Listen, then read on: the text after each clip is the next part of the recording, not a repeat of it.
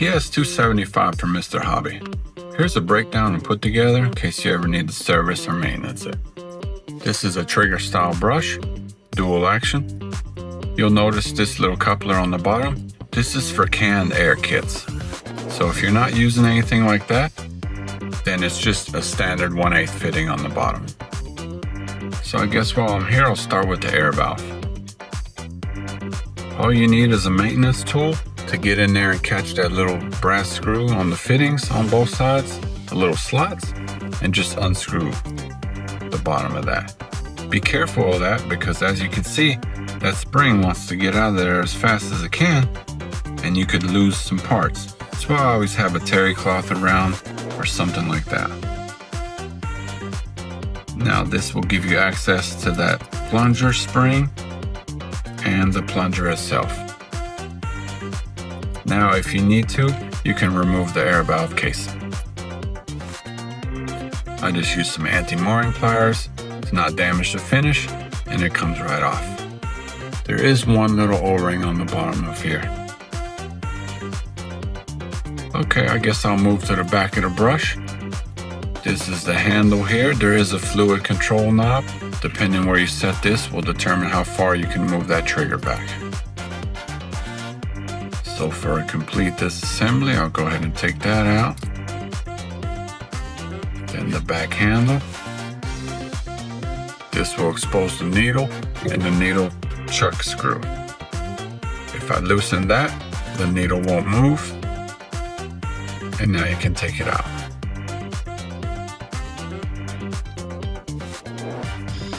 Now I'll finish disassembly of the rest of the components. There's the needle chuck screw. There is another screw in here, and this will determine the tension on the trigger itself. You can adjust that accordingly wherever you'd like it to be. It will be looser or tighter, depending where you set it. I'm gonna go ahead and remove the whole components though, and then disassemble it. So I've removed the waist plate, this needle chuck, this needle tension screw for your trigger, and now I can remove that needle spring. And this is the needle chuck itself. There's all those components.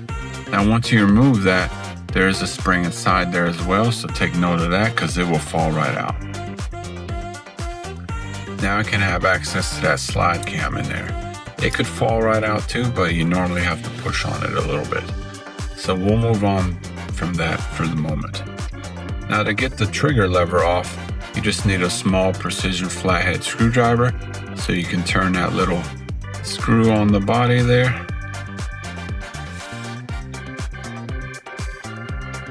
And then it'll all come right off. That one was on there a little tight. After a few turns, you should be able to grab it and remove that. Now you can take that lever off. Now you'll see that slide cam in there, which I'll just push back a little bit. And usually you can get a maintenance tool in there and finish the job.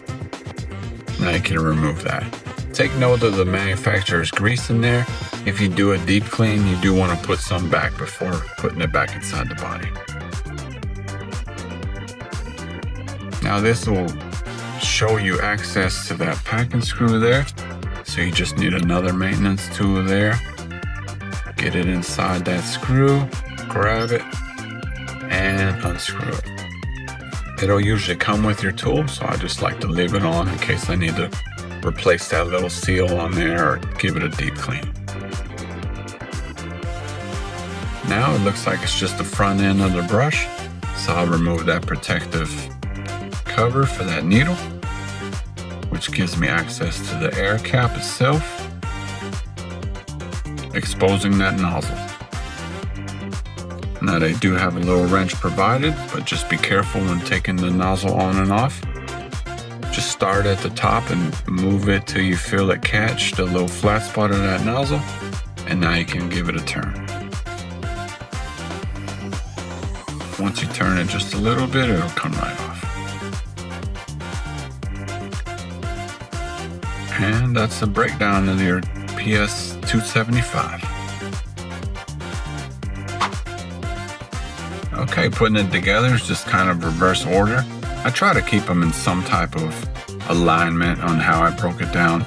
If you're new to it or this brush is new and you're not too familiar with it, this will help you as far as when you're going to put it back together. So I guess I'll start by putting the nozzle back on. Careful not to cross thread it or over tighten it. It's easily done, so be careful with this wrench. GSI does make a maintenance kit for this, and the little tool that's provided allows you to not over torque it too much. But just a little hand tight is usually enough. Now you can put the air cap back on. And the protective cover. All that packing screw is still on my tool. I'll just insert that back into the body. Little counterclockwise for a spin or two till you feel it click, and just hand tight is enough. You want enough tension where it blocks that paint from getting on your finger, but also enough where your needle moves freely. Now I can put the slide cam back in. Now take note of the little indentation on the side here.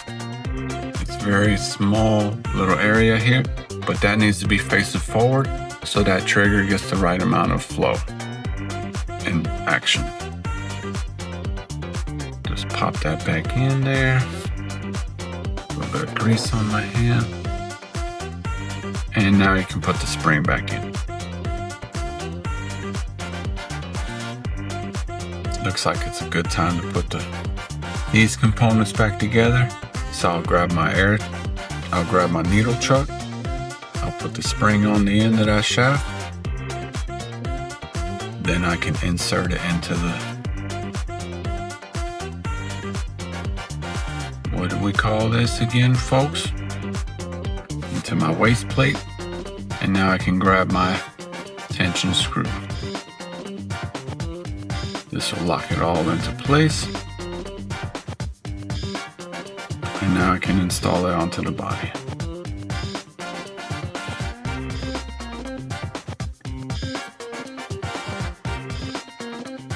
Okay, now that that's on, I can go ahead and put the trigger back on. Little lever here just goes back on in place a little bit and line that hole up. And now you can put that bolt back in it. Put the flat head end on there and tighten it back up. Make sure everything flows freely and is functioning nice and smooth. Now I will put the needle chuck screw back on, but not completely, just enough to be on the end of that thread there so I can put the needle in. It's a little safer this way because the inside of that hole is a little smoother than the needle chuck itself. So just press it back in until it hits the front of that nozzle there and tighten it up. You don't want to press too hard or force it or you could damage the nozzle. Make sure that needle is moving with it and you're ready to put the back handle back on. Once you've done that and the handle's in place, you can put your fluid control back on. Looks like the last thing to do is reassemble that air valve. So I'll grab that casing. The shortest part of the plunger would go in first. Then that spring over the bottom of that shaft. And grab your little lockdown screw. I like to put it on the tool, line it up with that plunger. You'll feel a little click as you do it counterclockwise till it's threaded properly, and now you can tighten it up. Just give it a little feel on that plunger and make sure everything's working good, and you're ready to put it back on the body. And that's pretty much it for the breakdown of the PS275. We hope you enjoy your new little 0.3mm trigger brush. And if you don't have one yet, get it here at spraygunner.com.